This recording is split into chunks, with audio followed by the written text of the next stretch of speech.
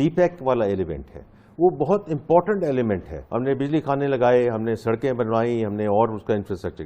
اب جو سی pack phase 2 ہے کامران صاحب, وہ ہے مانیٹائزنگ دیٹ انویسٹمنٹ. اس میں جیسے آپ کو معلوم ہے یہ گورنمنٹ بھی کر رہی ہے in terms of S E Zs, right.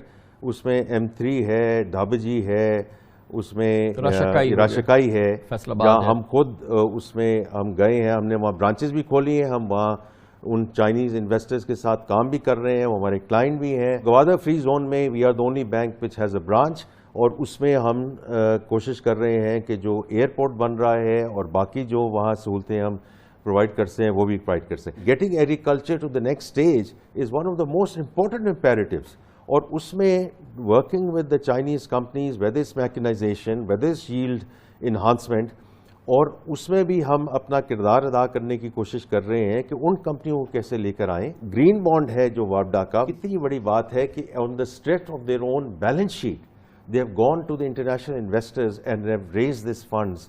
اور یہ بات ایسی نہیں ہے کہ ایک دفعہ انہوں نے ریز کر لیا ہے, اب تو وہ بار بار جائیں گے.